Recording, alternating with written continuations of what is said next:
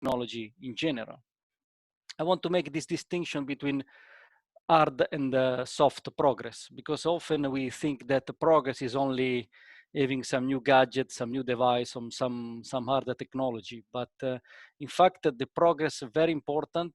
It's very important to have progress in terms of soft, in terms of process. Okay, so evolution of the way in which we process something. In this case, it's software, but it can be anything. It can be also industrial process. This is very important evolution, very important progress. I call it this soft process because it's not a tangible product. However, it will lead to improved tangible products. I want to spend a few words on well, I shouldn't receive this, but okay. I want to spend a few words on what are now the role models of innovation. Okay, some people can criticize this innovator, these models. Some people will say that they are doing very well. In fact, as everything, there is a little bit of good and a little bit of bad, obviously. Let's think about Uber, for example. I'll do basically two examples today. Let's think about Uber. What is it, Uber? Is an IT company? It's not an IT company. Is Uber really an innovator? Some critics of Uber, maybe they think that, well, Uber didn't invent anything. It just want to put out of business a taxi driver. Well, you can make the same consideration for any aggregator. But in fact, I think that Uber and the other example I want to do, Airbnb, are very good innovators. I mean, they invented something. It's not they didn't invent anything. They identified a segment of the market. I think probably we have to say also that they understood that the legislation in that segment of the market was not very clear. I'm not saying they did something illegal like Uber. However, I mean, some people can say so. But in fact, let's say that they went to cover an area of the market where the legislation was not clear at all. And so basically they created a new market that didn't exist. So these are examples of innovator, aggregators or companies, successful startups that they found the way to go through the fuzziness of legislation maybe. And then they basically facilitated the creation of a new legislation. There is some trend that you can see here, that the borders between information technology and other kind of businesses is changing, is becoming blurred. So the borders of information technology become blurred. So it's not clear anymore what is a IT company and is not an IT company. What is a service company, what is an IT company. All these companies showed that basically you can provide services as an IT company, and it's not clear, I mean, today what is an IT company and what is not. So this means that also the software development techniques and the operation have to somehow to understand this change and somehow to catch up with this trend. I want to spend a couple of minutes also to reflect on another fact. All these reflections are somehow facilitating the understanding of the research project, because these are all considerations that we were thinking of before starting the work. Because, I mean, it's a time of big changes. The fact that we run this conference for the first time online is, of course, also a very clear sign that there is a time of big change. What about releases? When I was a kid or a teenager and I wanted to buy the latest video game, or maybe you wanted to buy Windows or anything else, it was pretty clear when there was a new release of your favorite game, of your favorite or less favorite operating system. You had to go to the shop basically to buy it. Okay, some people were buying pirate software, some people were buying original software, but in any case, whatever, you had to go somewhere to buy something, to buy a CD, for example, or even a tape in early times. So it was pretty clear what is a release and what is the next release.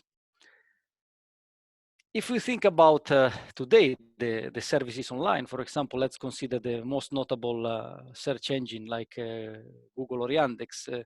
Well, when the next release of Yandex or Google is there, I mean, maybe you can find a way to know this, but most of the time you don't know, and most of the time you don't even care. It's not important. You don't need to go anywhere to do anything. In the case of Google and Yandex, you don't even need to go anywhere to buy anything, because these services are, okay, let's say, you don't pay for them directly. You pay for them indirectly, of course, because there is nothing for free. There are no free lunches. But you don't need to go anywhere, and you don't need to put money on the table at any point in time. So also here, what is a release and what is next is becoming blurred. So what we know so far, what we were considering traditional deployment, not something that happens, well, for example, every year or every 3 or 5 years. So with very clear releases of operating system or something else, it becomes a permanent evolution. So now we call this permanent evolution. So the software is an online service, and basically it just is evolving constantly. No, there is no a moment in which you need to even download something. Of course, you don't need to go physically anywhere, but you don't even need to buy something or to download a piece of software. At least, of course, you don't need to do this in a visible way. It's more transparent. Another thing that is very important for our research, first of all, understand. So let me summarize. We say it's process. So the soft progress. It's important to understand. It's important to understand the continuous release. So these are major changes of recent years. And it's also important to understand the importance of deployment, because we are software engineers. So we teach also our students what we teach in the class, the first class of Introduction to Software Engineering, for example. We tell the students, well, there are several steps of the software life cycle of the software development. You have to do requirements, you have to produce a specification, there is design, there is implementation, there is test. Of course, there are others, there is also maintenance. We teach maybe the waterfall model. Maybe we teach different approaches like the agile. But in any case, it can be done in one way or the other, but the focus is always on completing the code, okay? So when you complete the code, somehow, well, we implicitly suggest to our students that the big job is done. Anything else, okay.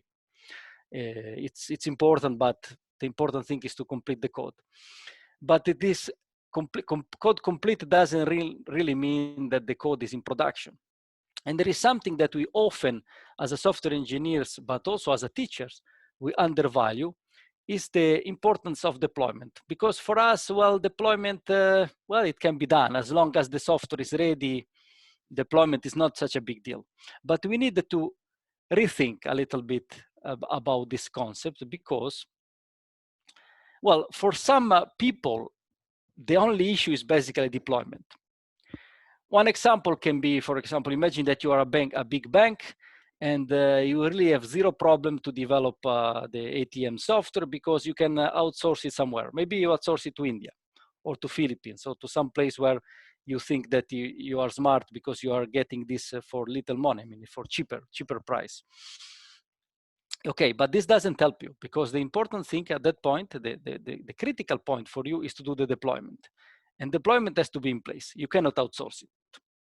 So we need also to think about this, that the fact that in some cases, in some businesses, deployment is the issue. So it doesn't mean that deployment is always the issue. Maybe in most of the cases, code complete is fine, deployment is still a sort of minor problem. But in some cases, actually deployment is the biggest of the biggest problem. And maybe the development is not so problematic. So we need to think about this. We need to think about the release that are now continuous, that the progress is not only developing a new piece of artifact, a new device or a new gadget or a new toy, and the deployment is also important.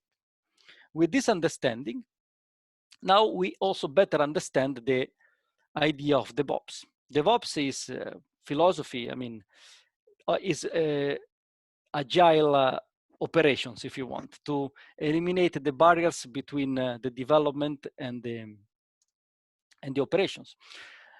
I'm not going to talk about DevOps much here. There is a longer version of this speech that is 1 hour, in which I like to indulge and discuss a little bit more about the features of DevOps, but I'm skipping this right now. There are a few aspects only that I want to emphasize. DevOps is based on automation. DevOps is based exactly on the idea of continuous releases that I was emphasizing a few minutes ago, and is not only a technological matter, but is also a philosophical matter, a corporate culture matter. So it means that you need also to change not only the technology that you have in place, the tools that you have placed, the tool chain, the development method, but also you need to change a little bit the way in which your colleagues or your employees or the people working in the company think of themselves, think of their colleague, and think of the software process and the soft progress in the sense that we have seen so far. And here is where I want to point out the importance of continuous releases and anomaly detection, because this talk is about the anomaly detection. I'm going to show you a prototype that this is what is focusing on. So we have DevOps that is becoming more and more popular in many companies. However, like Agile, DevOps is something that is instantiated in different way in different places, and everyone has a different flavor of it, different understanding, and implement it in a different way. I think we cannot be a monolithic. Agile and DevOps are not monolithic concept. I mean, maybe they can be monolithic on literature, and by the way, they are not. They are not monolithic in literature either, but in any case, they are definitely not monolithic in the interpretation and in the execution. So let's imagine that in our research, we are focusing on the problem of a company that is working according to the DevOps principles, to the DevOps philosophy. And we want to, in this atmosphere, in this environment of continuous releases, we want to analyze the releases according to some metrics that we will see, in order to see whether there is something strange or not, some anomaly. This is what I'm going to tell you more precisely in the next few minutes. Some of the releases that are coming multiple times per day or multiple times per week may represent some outliers. So there is something strange according to some metric, of course. We need to define metrics to define strange, of course. It's not just a feeling. So according to some metrics, some releases can be variation from the expected pattern. And what is the expected pattern? Is the pattern that you are typically following in your release. Simple example, lines of code. We can assume that releases, they stay within a range of lines of code. If one day you are releasing 3 lines of code, the other day you're releasing 1 million, this is an extreme example, maybe something is wrong.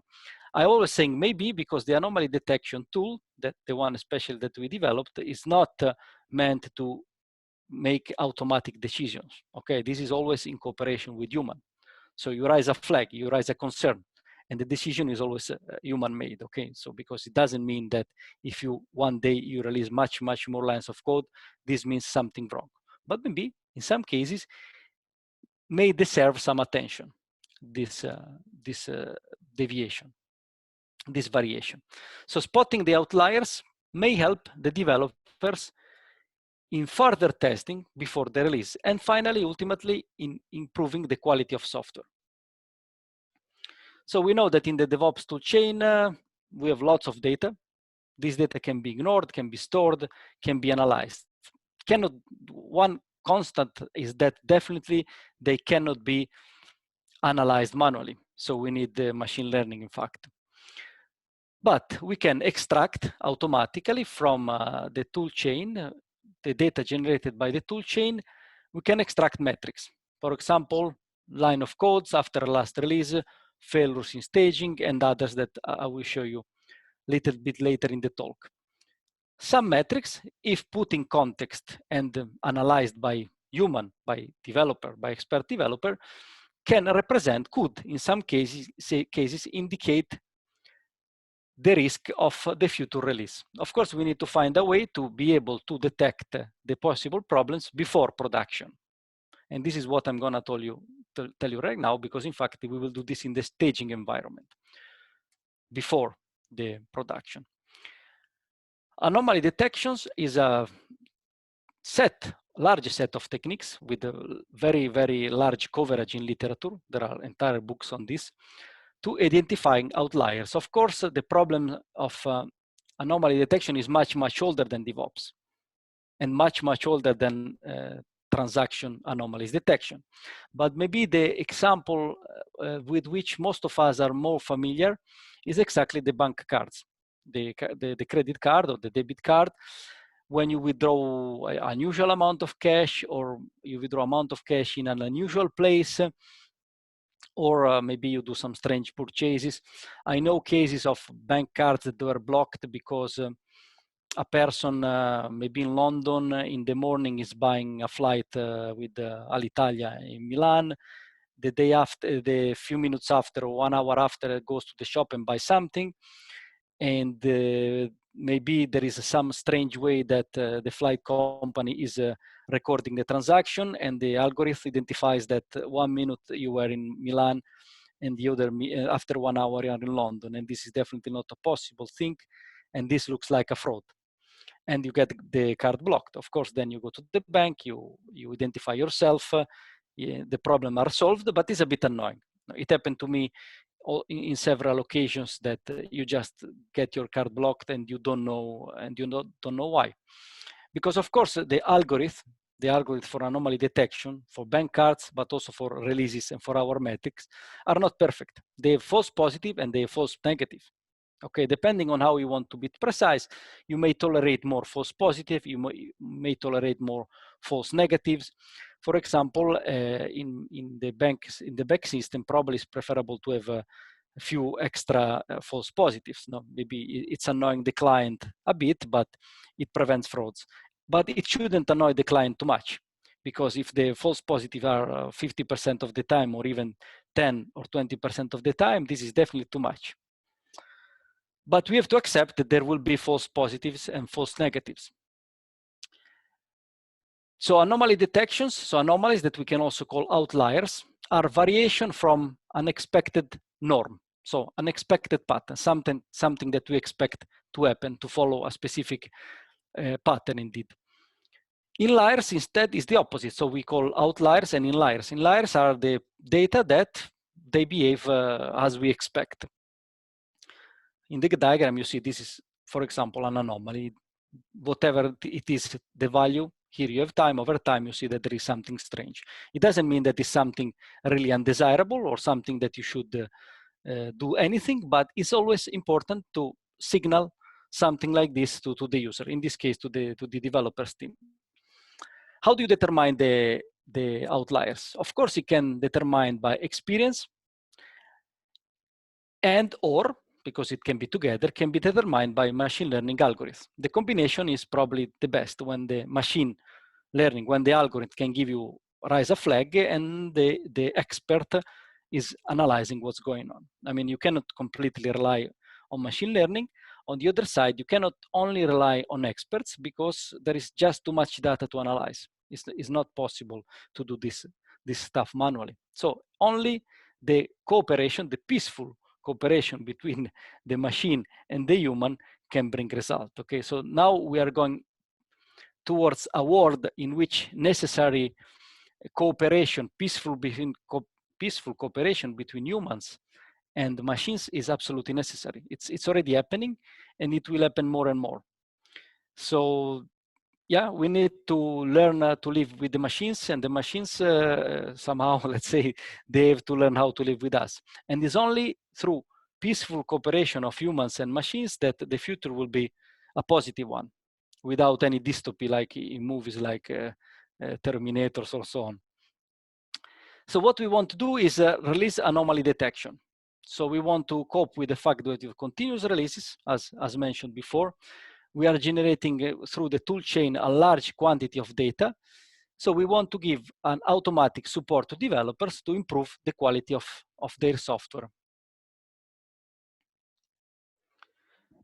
The key idea, the intuition behind our work is taken exactly from the paper. This work is been published in a couple of papers, and here I'm quoting verbatim one of this paper. In order to reduce the risk of problems in production, an anomaly detection system can operate in the staging environment. This is particularly important to compare a release with the previous one or the previous ones just before going into production. So we don't do cowboy coding, if you want. We just don't do things only in production.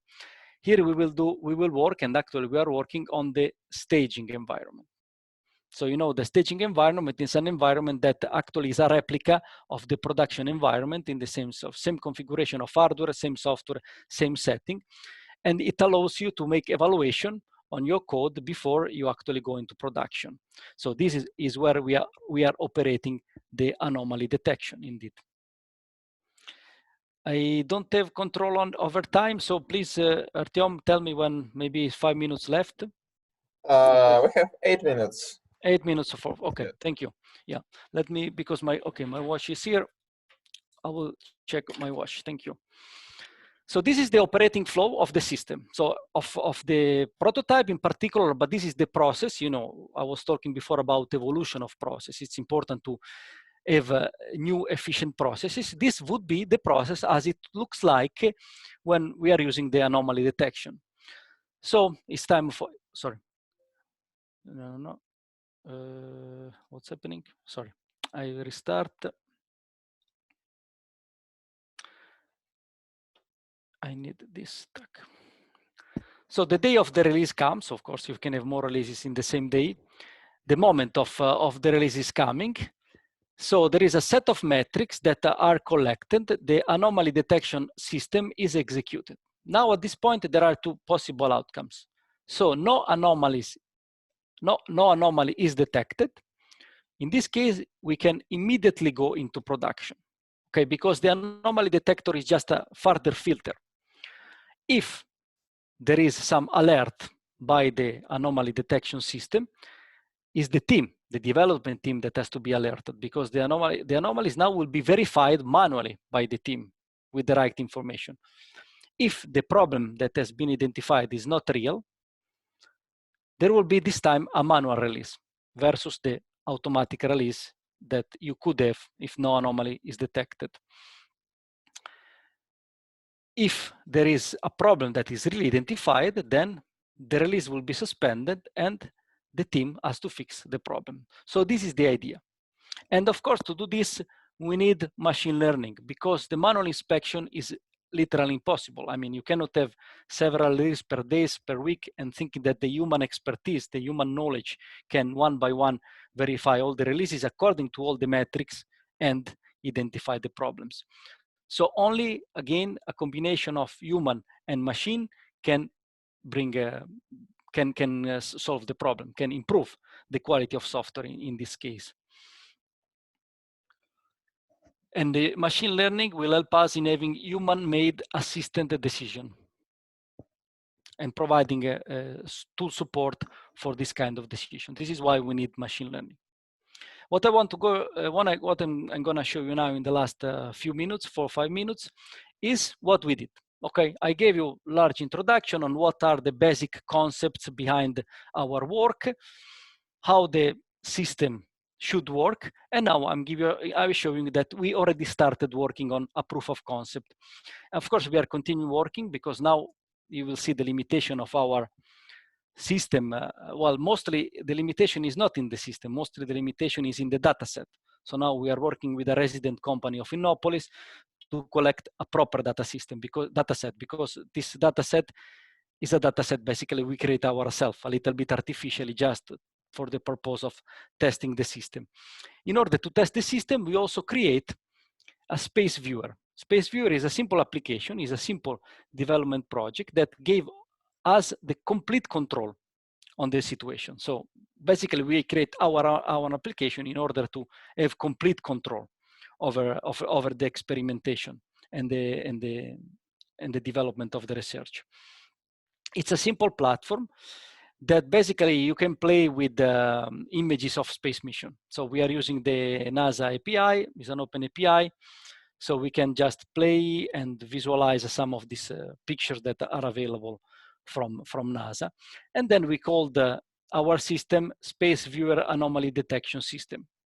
So in order to do what we want to do, the release anomaly detection, we build the tool chain, the environment as typically DevOps system, DevOps approach. So with all the practices and tools that are typical of development with DevOps. We used Python to develop the application and to develop the system, and we used an interesting library of Python. With the it's easy to play the data scientist with some languages and some libraries. So even us that we don't have particular background in machine learning because we are mostly software engineers, we can also play the data scientist. So this is a very preliminary artifact, it's a very preliminary prototype, but it's just a proof of concept. So what we want to see now, if it works, and if it works, we need to work on a larger data set, and we need to work on also more stable application. We follow, as mentioned before, the development, staging, and production model for the releases, so that we can use the staging before going into production for the anomaly detection. These are the metrics that for now, we are working on. So we extract using the tool of the development, the DevOps tool chain, GitHub, Jenkins, and so on. We can extract some metrics. For example, lines of code modified in the repository, or failed builds in staging, or the failed delivers in staging that Jenkins can offer. So these are the metrics that we are collecting. And we can analyze these metrics according to the history of the release and see if there is an anomaly. The experimentation worked so far, worked nicely so far, although the data set is small, because basically what we've been doing, we worked for 1 month, we did 25 releases. At the beginning, we didn't use the anomaly detection system, and after 10 releases, we started using it. And as you can see, the anomaly detection is here, is in the staging environment, is after the integration and system testing and before the actual release. And when needed, as I showed before, there is always a manual checking, and if necessary, you go back, you fly back to the coding. So this is how it works, also for this little application. The limitation of this system, again, is the fact that we worked on very little data set. Despite of this, using the LOF algorithm, we were able to identify some anomalies. So some lines of code, number of lines of code committed that are deviating, are variation from the usual pattern. So this is how we started our experimentation. We confirmed the experimentation using also other algorithms that in 3 out of 4 identified anomalies confirmed that these are in fact anomalies. So this is an experimental phase. For now, we still don't know what algorithm is best to use, if a combination of algorithms should be used, if we should provide to the user, to the developers in this case, the analysis of different algorithms, or we should maybe synthesize them somehow. Okay, this we don't know because we started with a small data set with this experimentation. What we want to do now, and actually we are already doing, we are reproducing this experiment on a larger data set coming from an actual company. I don't want to mention it right now because we did all the NDA and so on, but in fact it's a company resident in Innopolis. The interesting thing is that the algorithms here, they can generate the thresholds, or the thresholds that identifying an anomaly, learning from the past, from previous data. So you don't really need to set the threshold for an anomaly in advance. As mentioned before, it's very critical, it's very important to understand that this analysis cannot be 100% accurate. You will always have false positive and false negatives. There is really nothing you can do. You have to live with it. Only if it's a human assisted, or if you want, it's a computer assisted system for humans, or all the processes human assisted, you can guarantee the success of the operation. Only through this phase that is extremely important. In our process, it's important to have manual checking. You cannot really live without it. It doesn't matter if in later later in time we will have more success, we will have a larger data set, we will have a more stable application, still necessary, the manual checking will be necessary. So to conclude, I think I'm running a little bit late, a couple of minutes, but well, we are using the machine learning to analyze the DevOps releases, the DevOps continue releases, in order to see if the computer, the system, an algorithm can help us in identifying anomalies. This decision has to be human-made, ultimately human-made. Question is, and we have to experiment on this, does a system like this can have real impact on releases? And to answer this question, as mentioned before, we are working with a resident company. Okay, Artyom, that's it for me. Okay, Professor Mazzara, thank you for this talk. I'd like to ask some questions, a couple of questions, but we have a really tight schedule now. Like we have to move to our another speaker. So thank you again. And thank you. Sorry for eating part of the time. Sorry. Yes. Thanks. So now let me welcome Professor Lionel Brandt, who is a professor of University of Luxembourg and the Canada Research Chair of University of Ottawa. So Professor Brandt, hello. Hello, good morning. Good morning from Ottawa, Canada. Let me see how I can share my slides. The first time I'm doing that, so please be patient. Let me try. Yep. Does Perfect. that work? Yes, it works. Thank you. So, good morning again, for me at least. Good morning. Good evening to you. I would like, of course, quickly to thank the organizers, and in particular, Professor Giancarlo Succi for inviting me. So, as you can see on the slides, I think, yes, my talk today is going to focus on the application of artificial intelligence in software engineering. That is the use of artificial intelligence to support automation and decision aid, basically. And what I'm going to do is to reflect over 25 years of experience and how that practice has evolved, and try to conclude by drawing lessons learned.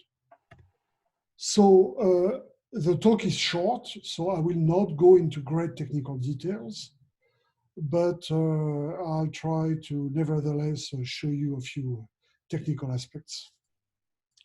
So what do I mean by artificial intelligence? I don't only refer to machine learning. Machine learning is obviously an important component, but as you will see, I will also talk about natural language processing, meta-heuristic search, such as evolutionary computing, and I won't have the time to talk about solvers, such as constraint programming or SMT solvers, but they are also part of the picture. So this is what I mean, how those things are applied to help with automation and decision aid. So my first experience 25 years ago in using machine learning was when I was a PhD student at the University of Maryland and working with the Goddard NASA Space Center. And what we were trying to do at the time was to predict faults in flight dynamics software, trying to understand how many faults would be detected after release, where those faults would be located during testing, in order, for example, to focus testing and inspections on fault-prone parts of the system. And at that time, machine learning was not exactly a popular field. It was a maverick field that had very little credibility. And basically, I remember to be heavily criticized by my colleagues for resorting to machine learning. And, you know, things have quite dramatically changed, I guess, since then. So this talk reports on many years of experience, of its personal experience. I'm not trying to report a survey. I'm not trying to do a survey. My presentation, of course, given that it's only 30 minutes long, is very partial. But I will try to focus on real examples from real collaborations with industry. Even though I am an academic, I've worked with industry for 25 years. And I'll pick representative examples to illustrate my points. Oops, sorry. So let's go chronologically. Before roughly the year 2000, a lot of research took place in order to use machine learning and other statistical techniques to make software development predictable. You know, literally hundreds of papers were published on related topics. However, at the time, software development data was very rare. I was very lucky to work for NASA, and I had access to a significant amounts of development data, but at the time it was really an exception. That data was really hard to use. It was not always clearly understandable in context. And the focus of the research was mostly on resource and defect prediction, such as, you know, effort prediction of development or different aspects of development, and predicting you know, how many defects would have to be dealt with after deployment or during testing, where defects were likely to be located. That was the main focus. And as I said, you had literally hundreds of research papers on that topic. And I guess I was one of the contributor. One of the papers whose reference at the bottom and at the end of the talk, for those who are interested, is when I was working with Telenor in Norway, and where we were using basically 3 types of data to try to predict whether parts of the system were fault-prone or not, using machine learning, such as neural networks. And we used information such as properties of the changes applied to components of the system, characteristics of those components in terms of their coupling and cohesion, and also information from change and fault history from previous releases. And we built prediction models. We use those prediction models to help people visualize using tree maps which parts of the systems were problematic and why, without getting into details, using some decision aid system, interactive decision aid systems. And we try to apply those models basically by, as I said, using machine learning to learn fault patterns and then help focus verification validation, such as testing and inspections, on fault-prone parts of the system by ranking components of the system or classifying them as fault-prone or not, and try to perform additional VNV on those higher risk parts of the system. But a problem we encountered, which in fact, as I will discuss, was a very common problem, was that using those models in order to guide VNV practices was not easy. There was no obvious way of using those prediction models. What should you do, okay? If a model tells you that there is a certain probability for that component to be fault-prone, what exactly should you do? And that question was not particularly easy to answer. So to summarize, so machine learning techniques tend to be, you know, to really help build rather accurate models, prediction models. Some techniques tend to be more accurate than others on average, though there is, of course, the no-fluence theorem that says that no machine learning technique in general is more accurate than any other. But in practice, for example, if you rely on random forest, you're pretty safe.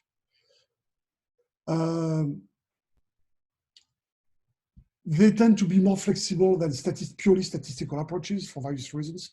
They rely less on assumptions. And now that data, as we have seen in the previous talk on DevOps, data is becoming increasingly available in most development environment. Their application is also becoming widely usable.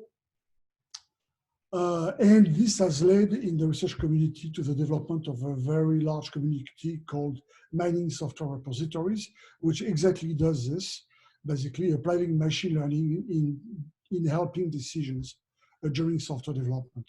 whether DevOps or not. So there are also challenges, as I said. There are a lot of papers on prediction models, but very few papers on how to effectively use such prediction models and what are their benefits. And actually, again, this was the conclusion of the previous talk by Manuel, where he said, you know, we build prediction models, but now we have to see how they work and what are the benefits. Well, you know, that question has been going on for 20 years, so or more, or for 25 years. So maybe it would be time for the research community to actually focus on this after 25 years.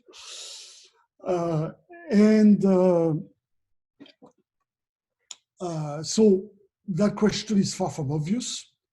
And especially that there is a cost to building and maintaining prediction systems. It doesn't come for free. So there has to be some form of, you know, a cost-benefit analysis being done, you know, showing that actually it pays off. And another challenge is that we are predicting moving targets because development practices in a given environment tend to evolve quickly. And therefore, you know, it's not like you build a prediction system and it's good enough for 5 years, and that doesn't work that way.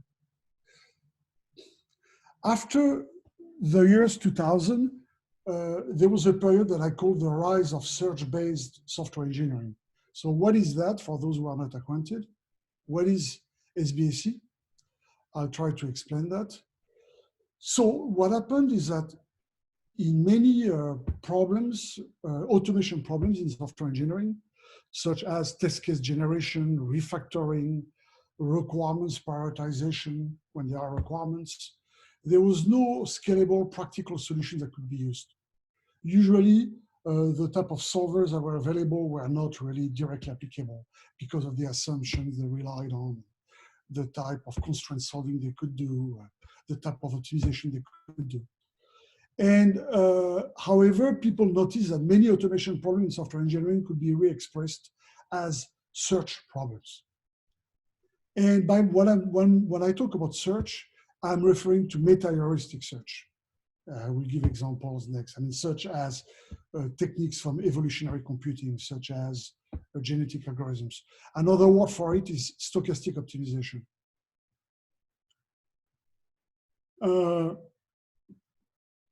There was an increasing realization that applying such meta-heuristic techniques had a wider potential and was a research topic in itself. And then around that idea, a research community also grew called search-based software engineering.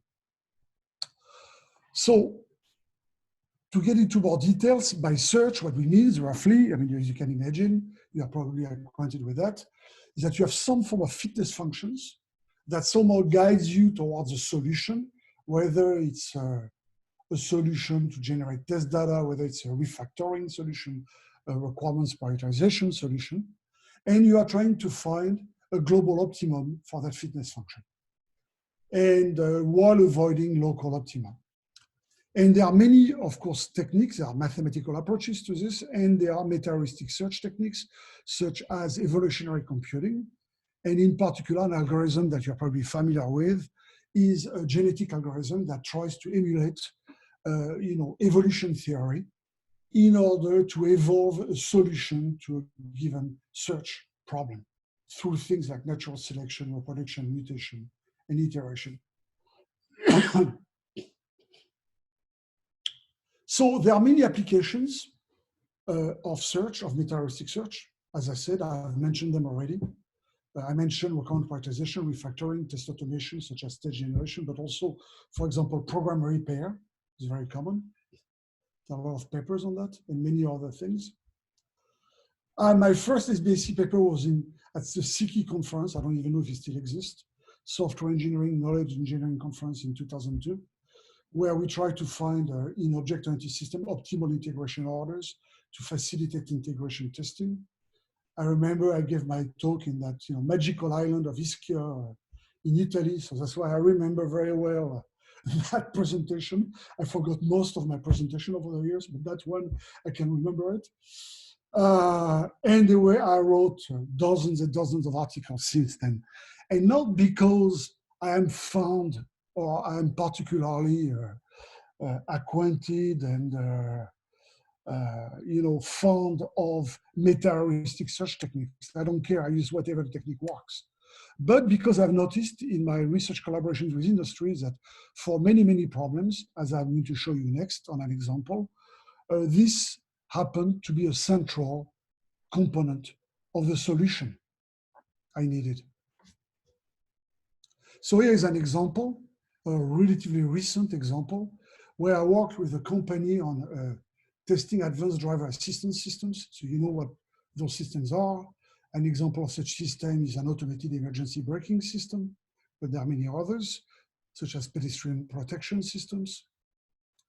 So usually those systems, basically, that I will call ADAS, an acronym I'm using, they take in input sensors from the car and also sensors from the environment through cameras or LiDAR cameras or infrared cameras.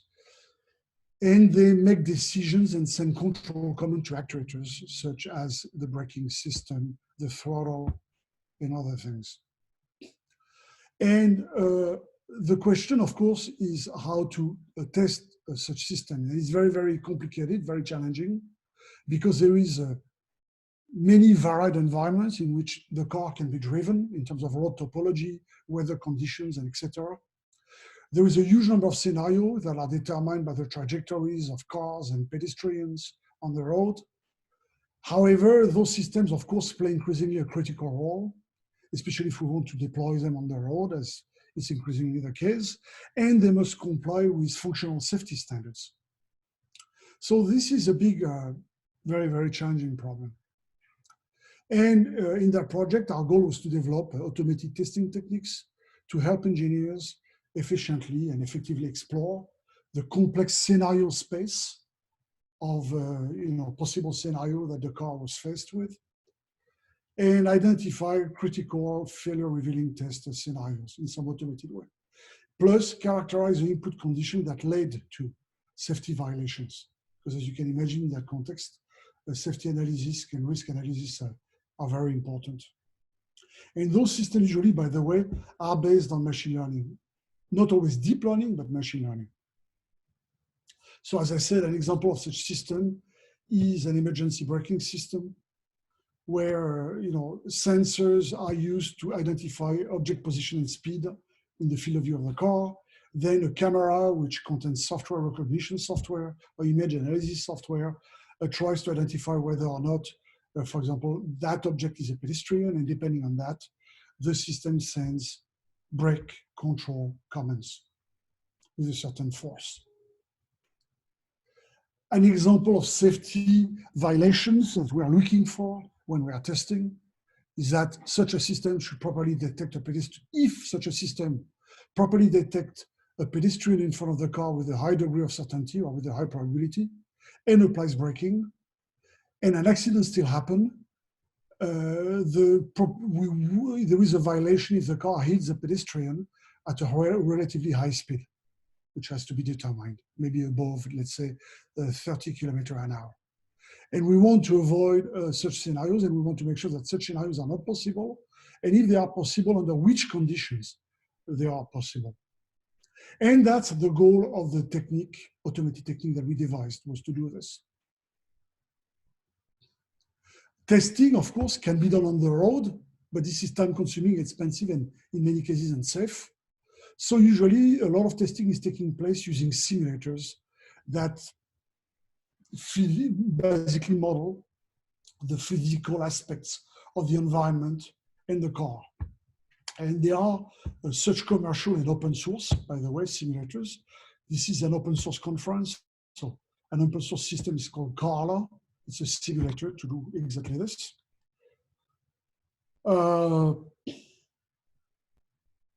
And when you use such a simulator to test, basically what does testing mean? It means to configure the simulator to define particular scenarios in terms of the vehicles around the lead car, the sensors, the actuators, the pedestrian, the field of view, the environment in terms of weather, roads, topology, traffic signs. and then basically run our ADAS system interacting with that simulator and look at the test outputs in terms of, for example, the positions of cars and pedestrians, whether there was a collision between cars or between cars and pedestrians and stuff like that. And then determine whether we have violated any safety property. And the difficulty, of course, of testing such system is that this is represented by a class diagram, is that all the scenario properties that you need to manipulate when you test, the space of possible scenarios is extremely large, as you can imagine. And therefore, you cannot even approach, not even close, any form of exhaustive testing, okay? So we have a test input space that is multidimensional, large and complex. Also, explaining failures and localizing faults is, as you can imagine, extremely difficult. And testing is very expensive. Every test execution is very expensive because it's based on a physical simulation.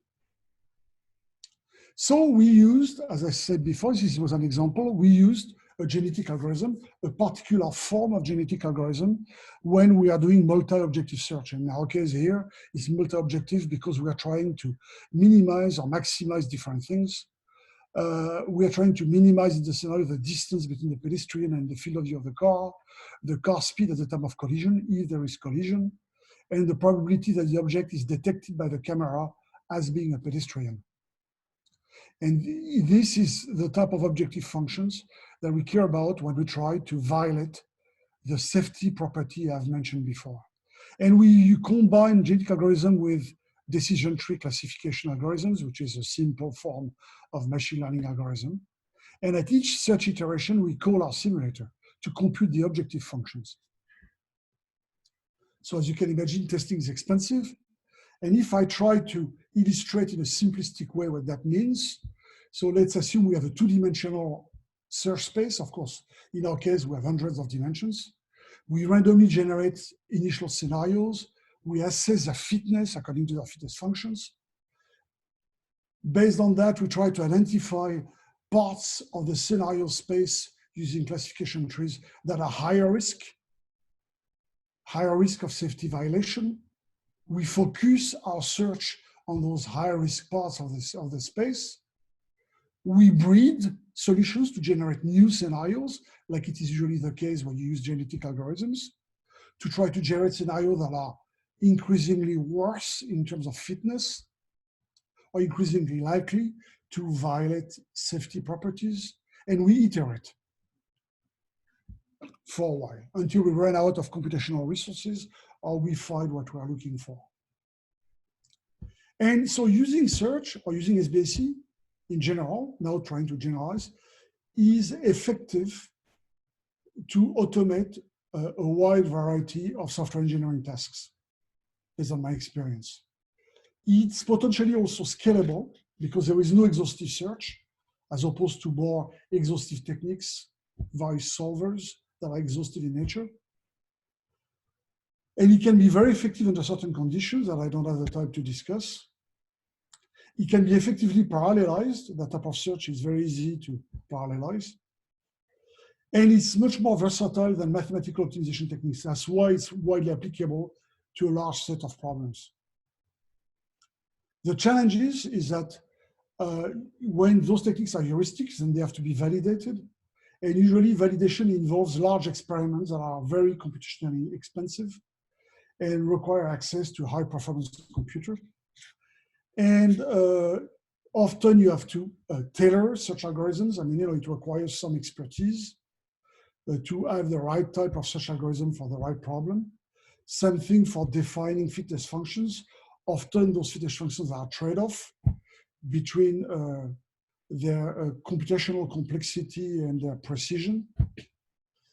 So, and sometimes, unfortunately, like in the example I've presented, such fitness computations are expensive in nature and there is nothing you can do. For example, when this is based on simulation. All right. The next step is after 2004, another technique came in force into software engineering research, and to some extent practice, it was the increasingly wider use of natural language processing. So many of you are probably familiar with NLP, but maybe not all. So NLP basically characterizes all the techniques that help with processing and analyzing large amounts of natural language data, basically text.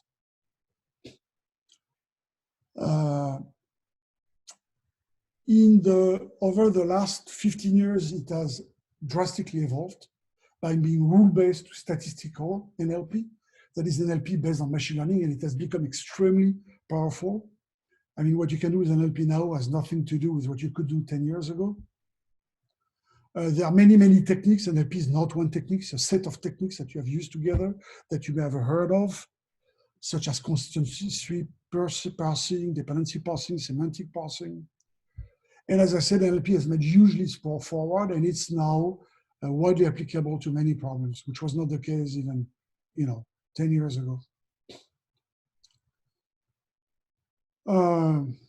I see I'm running a little bit late, so I'm going to rush a bit. So why NLP? Because significant amount of documentation is available, I mean, in software development, and they contain important information. One typical example are requirements documents.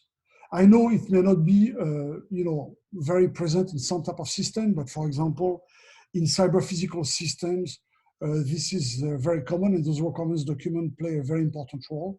They serve as contracts, and they are used by certifiers to determine whether system testing can be traced to requirements and stuff like that.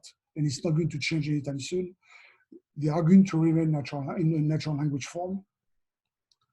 So this NLP can be used to do a lot of things that I'm going to skip when you analyze the requirements or other artifacts. Myself, I have had a lot of experiences in using it, such as checking the conformance of requirements with templates, performing impact analysis of requirements changes on other changes in requirements, also identification, demarcation of requirements in large documents in an automated fashion, and also requirements-driven system testing. And regarding the last, what is very important is traceability. In many, many sectors, traceability in requirements and test cases is required by standards, like safety standards, customer certifiers.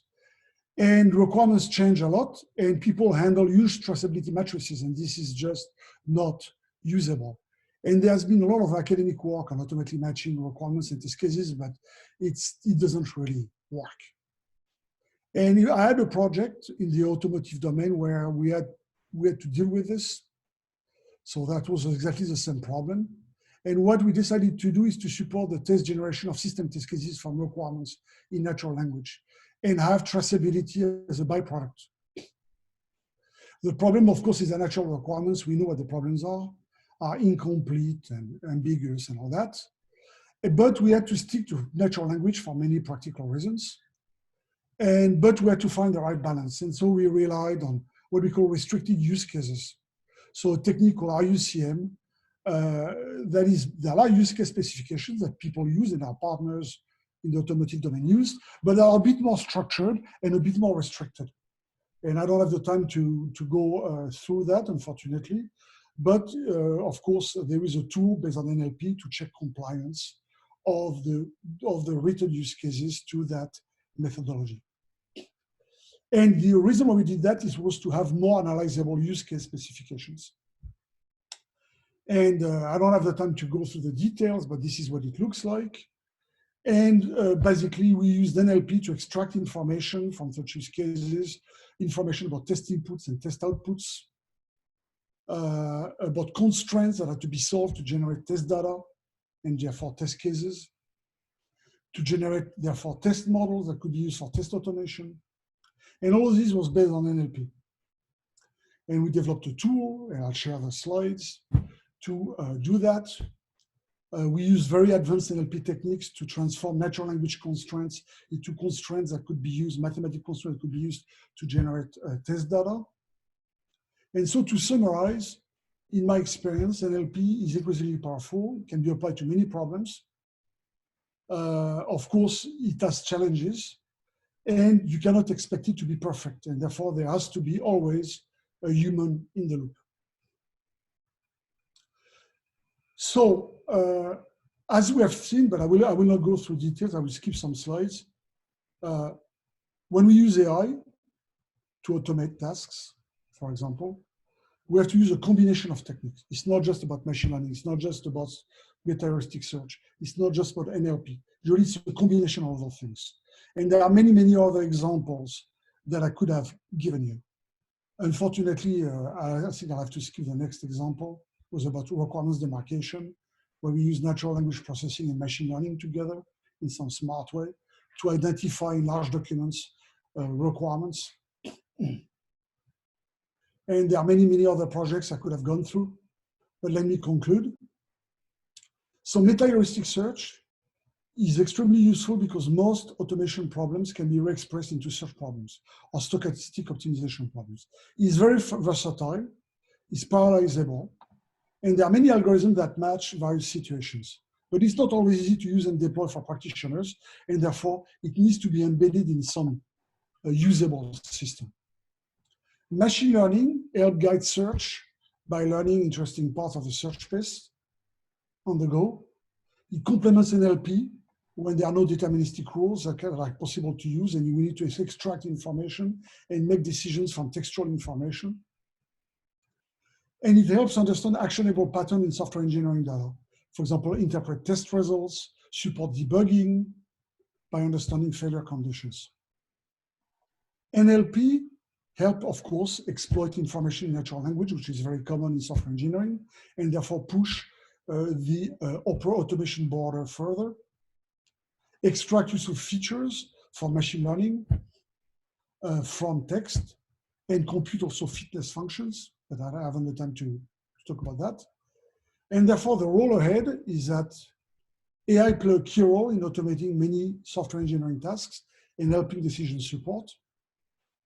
But real solutions involve usually a smart combination of techniques to achieve the best trade-offs. Those, why trade-offs? Because real solution in this real context usually require to strike a balance in terms of scalability, practicality, applicability, and offering a maximum level of precision or dependability, depending on what you do. And therefore, that balance cannot be oblivious to context. You need to have clear working assumptions. You need to know clearly in a given context what are the desirable trade-offs. Obviously, if you are working on a cyber-physical system in a safety-critical context, it has nothing to do with developing a web application or web service. The trade-offs are different. And we need more multidisciplinary research. We need to avoid research in silos, where because you are interested in SMT solvers, you try to use SMT solvers everywhere, or because you are interested in meta-heuristic search, you try to apply meta-heuristic search everywhere. What is important is to find smart combination of techniques to solve real problems while striking optimal trade-offs. Thank you very much for your attention. Okay, thank you, Professor Brian. So there are some questions in the chat, but we have no time to go through them. So if it is possible, could you answer in the same way as Professor Mazzara using our chat? Could you answer there for the questions? And we now have to go to next topic by EdgeVision company, which is about the story of a computer vision startup based on open source by Yuri Prokofiev, Andrei Kiriev, and Maxim Sokolov. So, Professor Brian, thank you again, and it was really great presentation. So, EdgeVision, are you ready?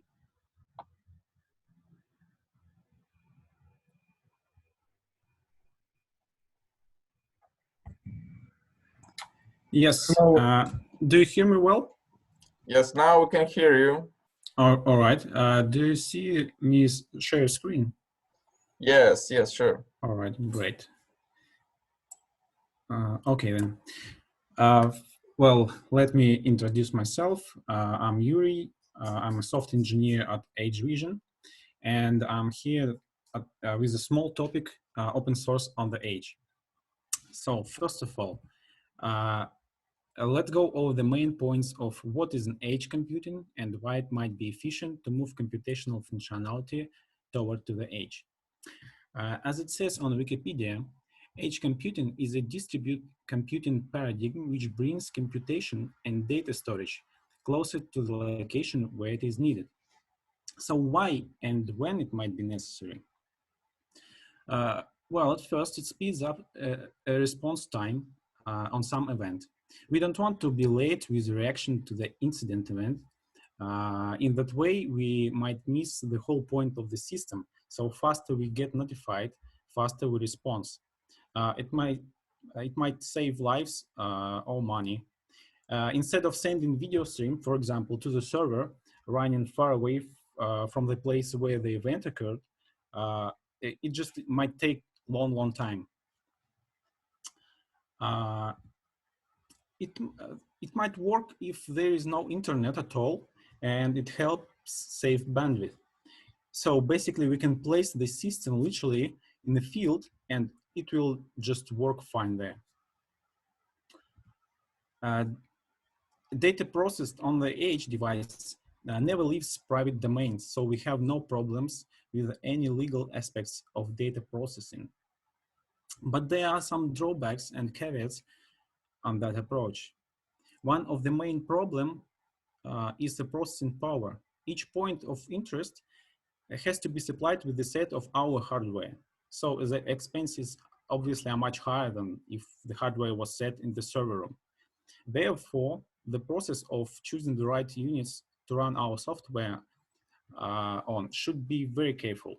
With that being said, we always need to keep the balance between the hardware price and to keep it as low as possible and the valuable result that satisfies the client. That also means, and that is one of the important part, that the software that we are going to deploy on the chosen hardware should be designed carefully.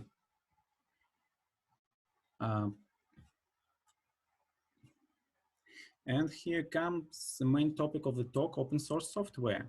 How does open source software make it easier for us to develop the product that suits both ours and customer needs? We are a startup, so first of all, we had to discover and build, and we are still in progress, a platform that would reflect all our desires and expectations. This process involves a lot of searches and tries of different software components and technologies of the right system design.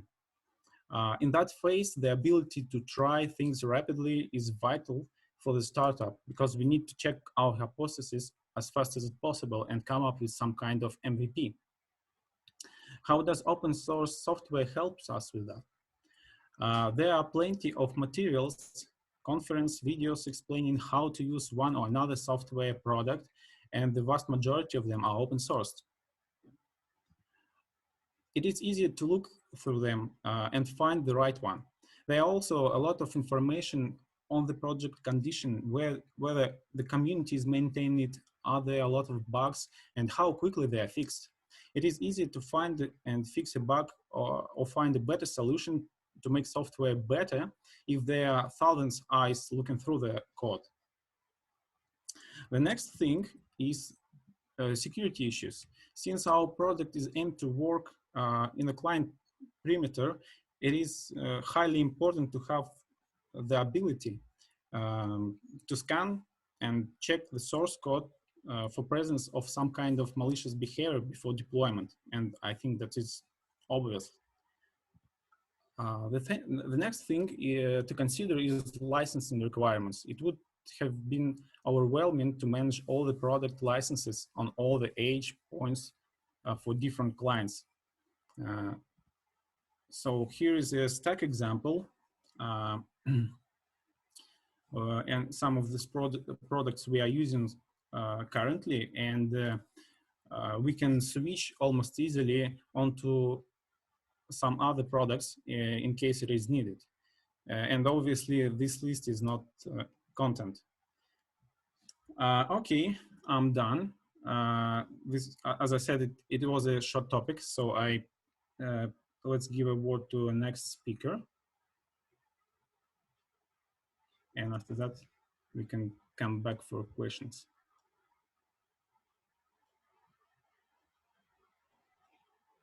Sorry, we have some issues trying to find next participant. So Okay. wait for a moment. Okay.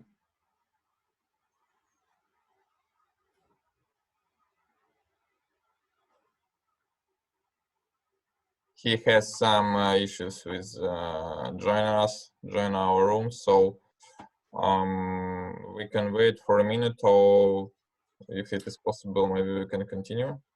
Yes. Oh, well, okay, one moment. Okay, I see him. Здравствуйте. Так, все, демонстрация экрана отключена. Все. No, now everything is okay. Everything is fine? Yes, it's great. Yeah, we hear you, we see you. Okay, good. Hello, my name is Andrei Kireev, and I'm here to introduce you how to run open source project on example with TensorFlow.org. So first of all, we should know what is exactly the TensorFlow. TensorFlow is an end-to-end open source platform for machine learning created by Google. It has a comparative flexible ecosystem of tools, libraries, and community resources that lets researchers push the state of the art in ML and developers easily build and deploy ML-powered applications. It is for now undisputed heavyweight champion. Have the most GitHub activity, Google searches, Medium articles, books on Amazon, and Arxiv articles. Also, it is the most developers used and listed in the most online job descriptions, because TensorFlow is backed by Google. So this is some statistics. So as we can see, TensorFlow is from the left sidebar.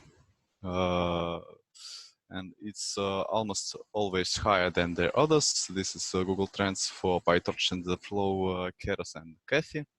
For the most popular ML repositories. And the only thing not the top one is the Medium articles. So this is overall statistics, and as we can see, TensorFlow is undisputed heavyweight champion. It's much higher than PyTorch, Kathy, Theana, and so on. But it's data for 2018. So let's look what's happening now. First of all, as we can see by Google Trends statistics for last 3 years, TensorFlow popularity doesn't come down almost, but as we can see, PyTorch is now very almost at the same level as TensorFlow. PyTorch is created by Facebook, and as we can see by these statistics, it's come because of researchers team. And they now prefer PyTorch.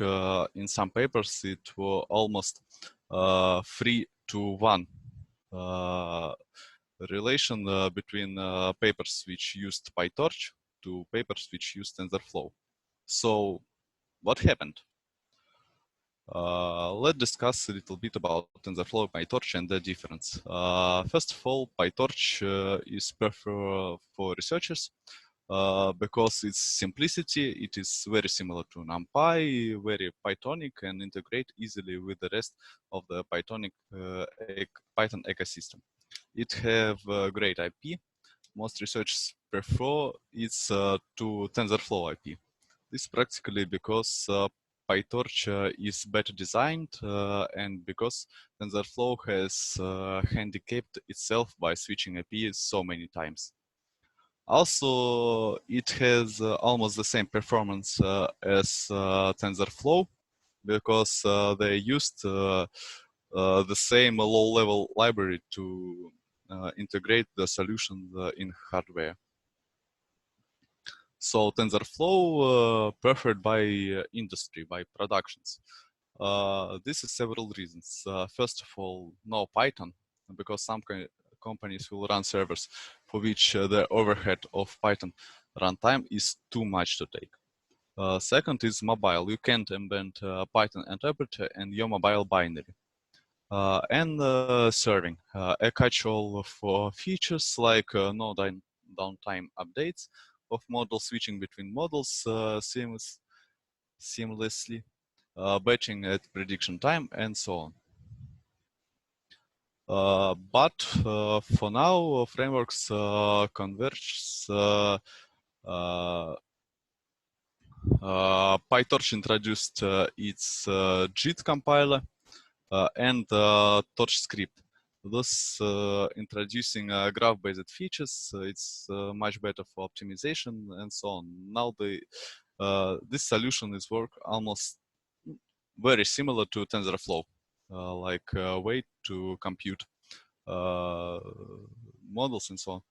Also, TensorFlow unanswered, they were moving to eager mode by default in 2.0. That's happened in September of the last year.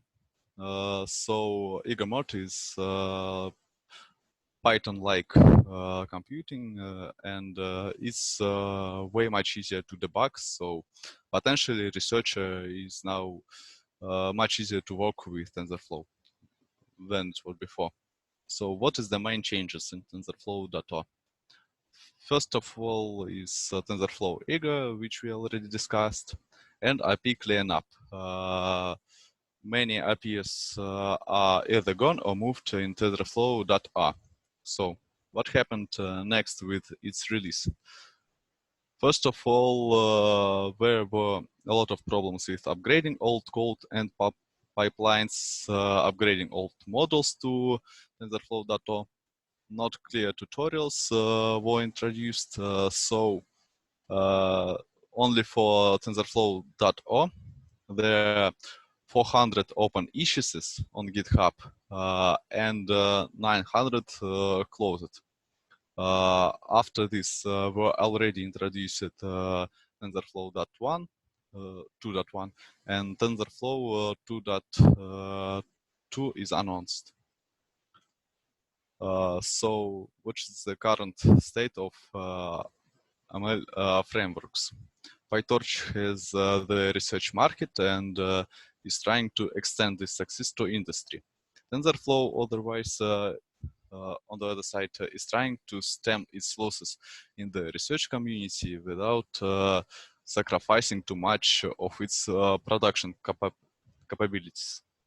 It will certainly take a long time before PyTorch can make a meaningful impact in industry, and TensorFlow is too intricate and industry moves slowly.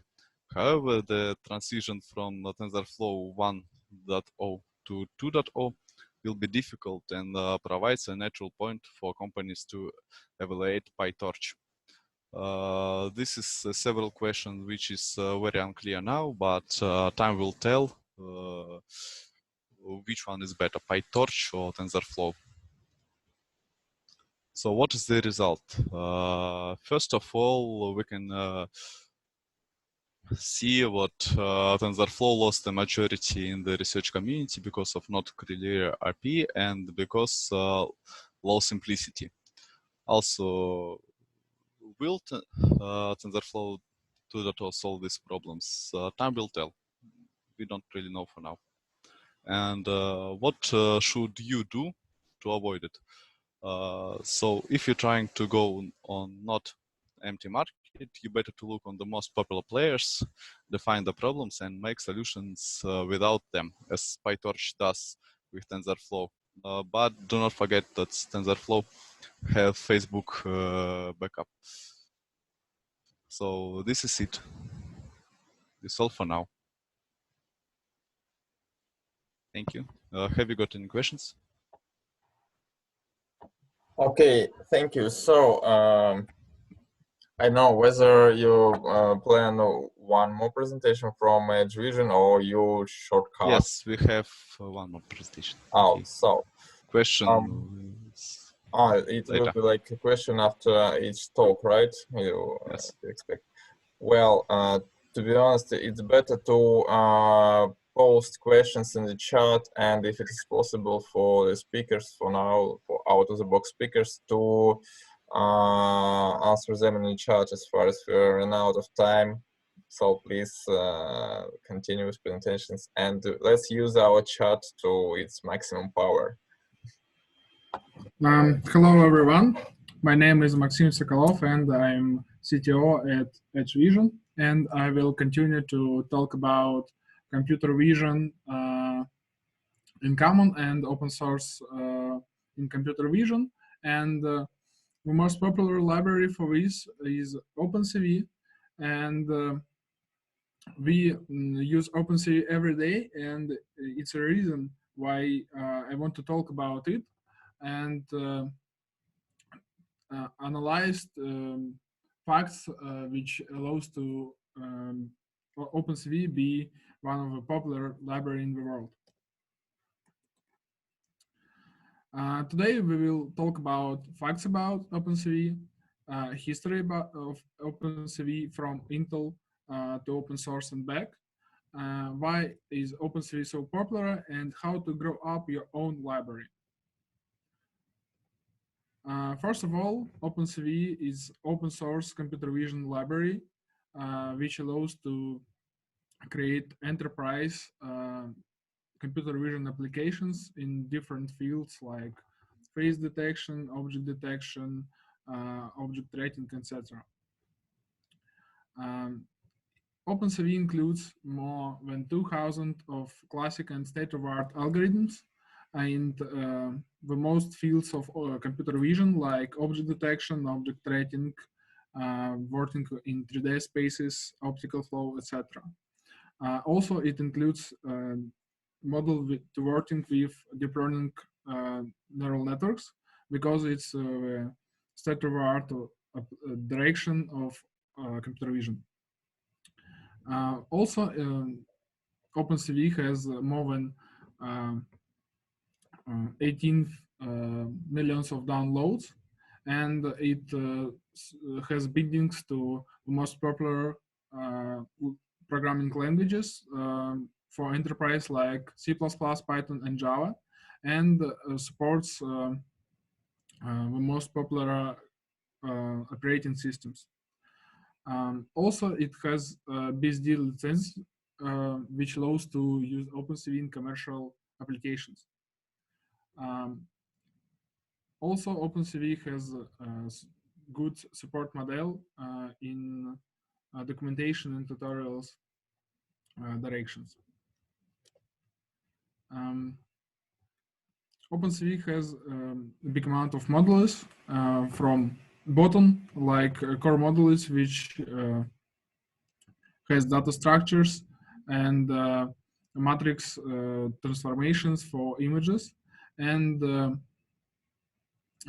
different models for image processing, optical flow tracing, and object detections, which can send results to graphical user interfaces and to our platforms using different interfaces like CUDA, OpenGL, and OpenVix. You can see OpenCV in different applications in real world. First of all, Panorama from Google. In these applications, OpenCV help to detect real objects like this charge. Also, it can be used in robotics, like Robot Pair 2 from Willow Garage, and in coin production control applications from China Central Bank. About 3 years ago, Embedded Vision Alliance shared a survey which shows what OpenCV is the main library for enterprise computer vision applications, and it has big difference from next position in with OpenGL. History of OpenCV. OpenCV has a big history, and it has born by Intel in the previous century. During 5 years, Intel developed and supports OpenCV, and in 2015 it break supporting, and OpenCV team moved to its company to develop this library. After that, its team spread their technologies to the world, and first collaboration was with Willow Garage. It robot producer. After that, its companies had collaborations with NVIDIA and with Intel again, and he produced several releases, and today we have 4 major releases. And so why is OpenCV so popular? On this slide, you can see amount of downloads per month, and you can see what this number is growing up during all time. And try to understand why it's so. First of all, it's a collaboration with tech giants like Intel, Google, and NVIDIA. Like I said before, Intel was born this product and developed first release. After go to open source, Willow Garage support OpenCV and integrate OpenCV with a robot operating system on the example with Pair 2. Also, NVIDIA support developing of CUDA and Android model for their hardware like NVIDIA Tegra and NVIDIA TX2. Google has supported OpenCV at the Google Summer of Code, and every summer a big amount of good developers contribute in OpenCV and increase quality of this product. Next point is development. OpenCV has 3 repositories on GitHub. The main is OpenCV. It has more than 40,000 of stars and written in C++. It has ready to production enterprise code, and new researchers code is placed in OpenCV contrib. You can push any algorithms, and you can invent something, but this code will be shared to production only when it will be production ready.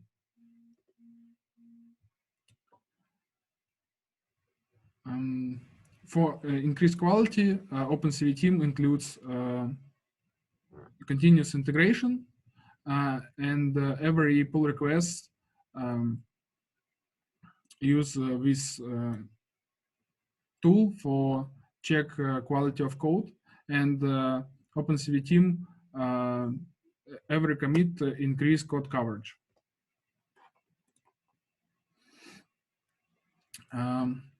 Next step is support model.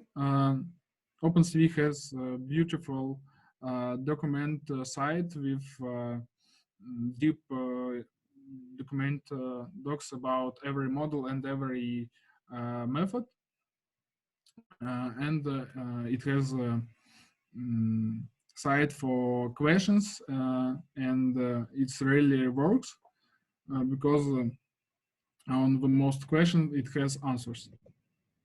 And so let's resume this talk, how to grow your own library. First part of it is a product. You should create wonderful product which will be used further when everything. So it should fast, portable, and accurate library. You should create a product which will be used tomorrow, not now. You should use best practices and algorithms.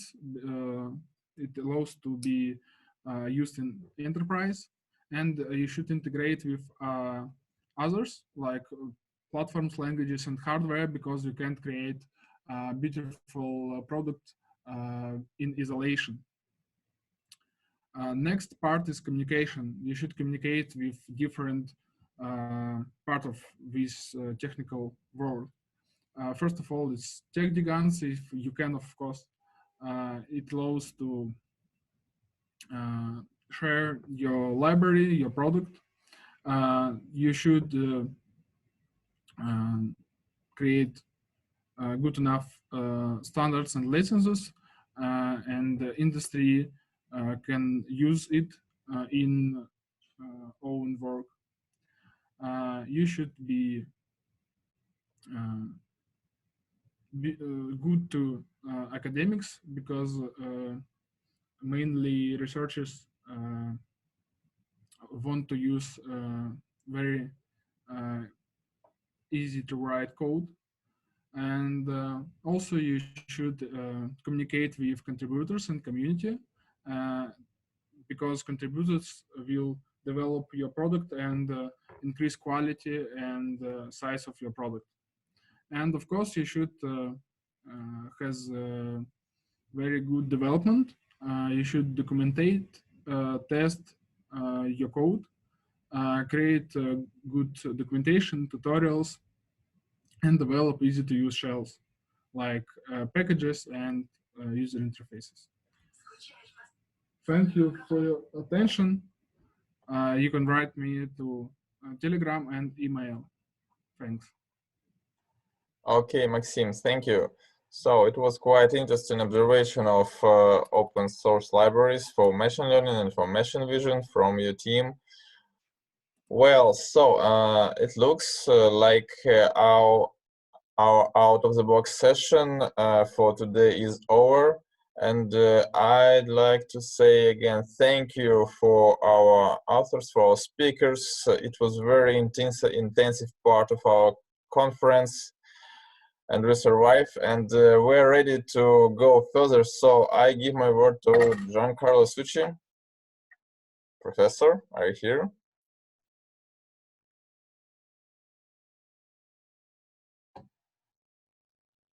Well, so probably we have still some technical issues. Nevertheless, our next speaker, Andrei Lopatenko, is here already. So hello, Andrei.